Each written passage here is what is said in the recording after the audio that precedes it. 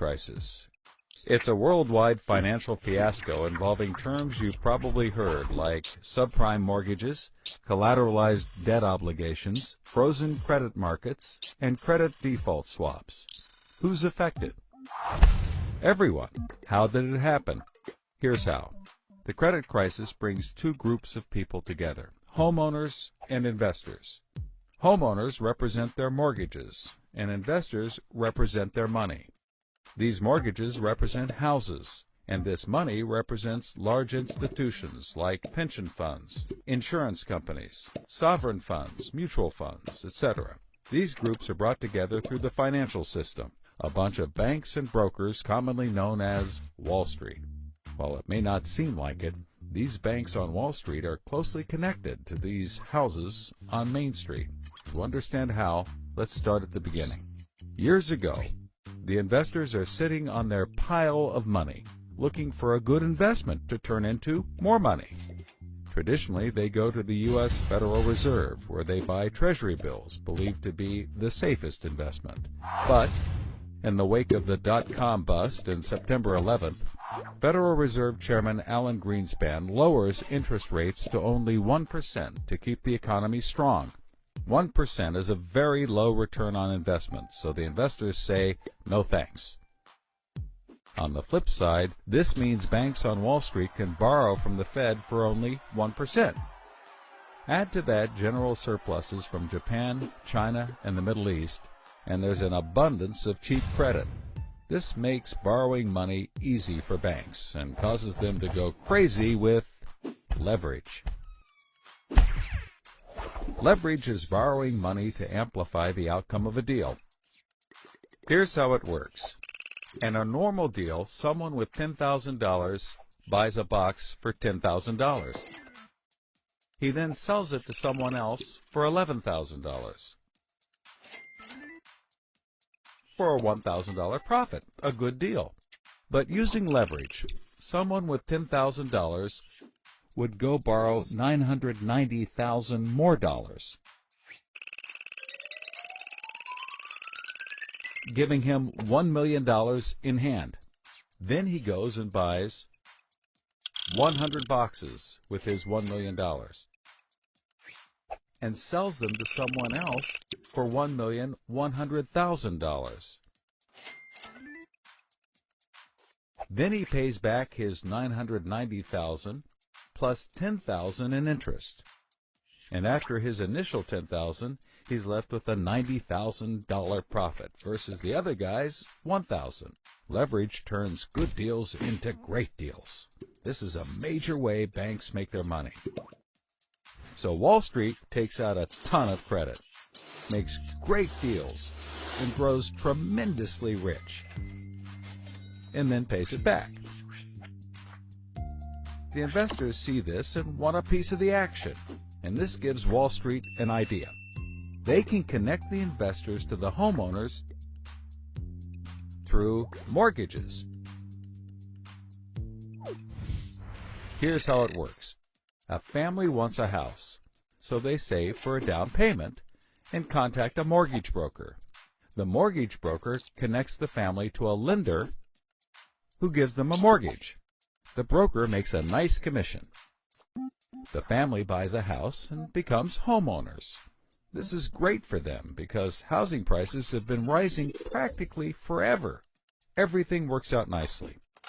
One day, the lender gets a call from an investment banker who wants to buy the mortgage. The lender sells it to him for a very nice fee.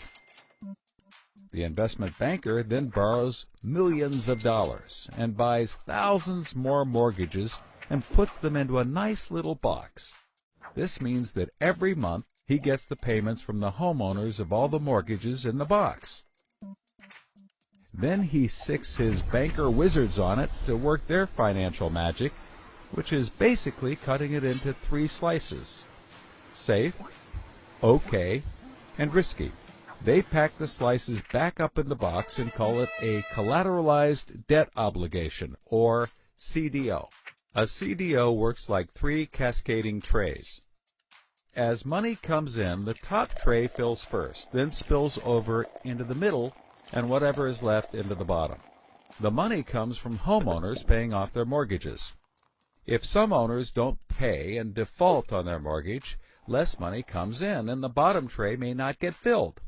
This makes the bottom tray riskier and the top tray safer. To compensate for the higher risk, the bottom tray receives a higher rate of return, while the top receives a lower, but still nice return. To make the top even safer, banks will insure it for a small fee, called a credit default swap. The banks do all of this work so that credit rating agencies will stamp the top slice as a safe, AAA rated investment, the highest, safest rating there is. The OK slice is BBB, still pretty good, and they don't bother to rate the risky slice. Because of the AAA rating, the investment banker can sell the safe slice to the investors who only want safe investments. He sells the OK slice to other bankers, and the risky slices to hedge funds and other risk takers. The investment banker makes millions. He then repays his loans. Finally, the investors have found a good investment for their money, much better than the 1% Treasury bills. They're so pleased they want more CDO slices.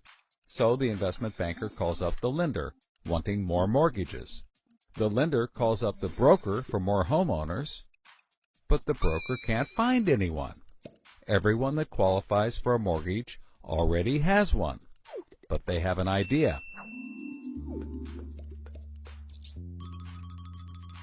When homeowners default on their mortgage, the lender gets the house, and houses are always increasing in value.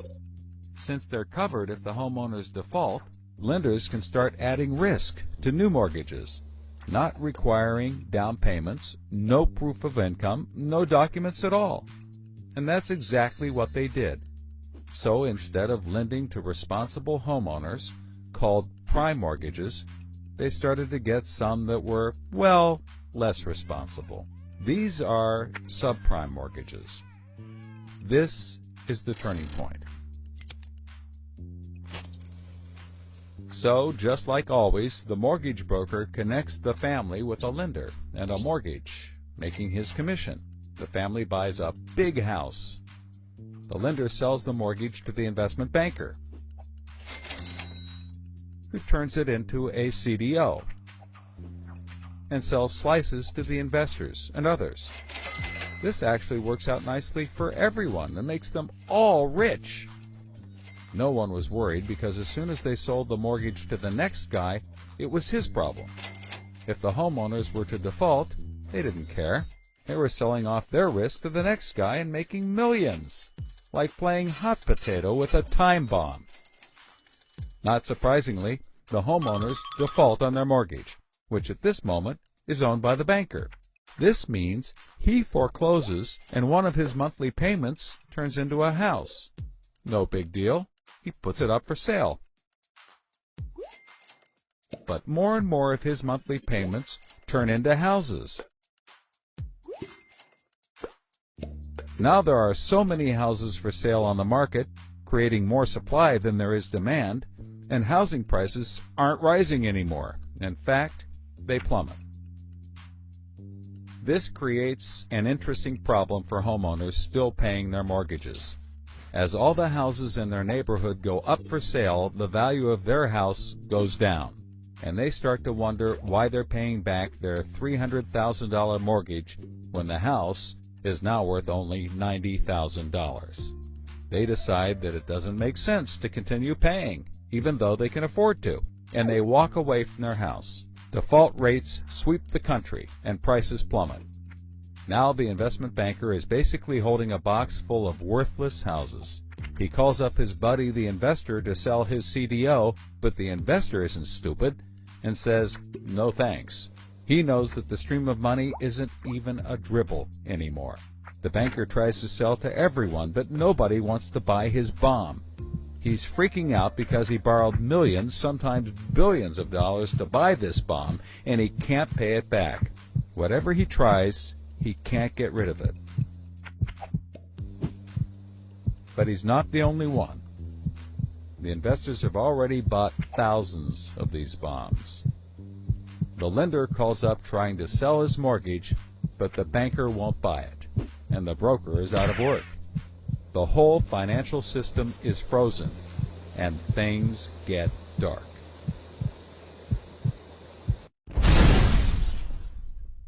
Everybody starts going bankrupt.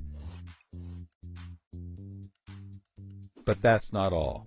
The investor calls up the homeowner and tells him that his investments are worthless. And you can begin to see how the crisis flows in a cycle. Welcome to the crisis of credit.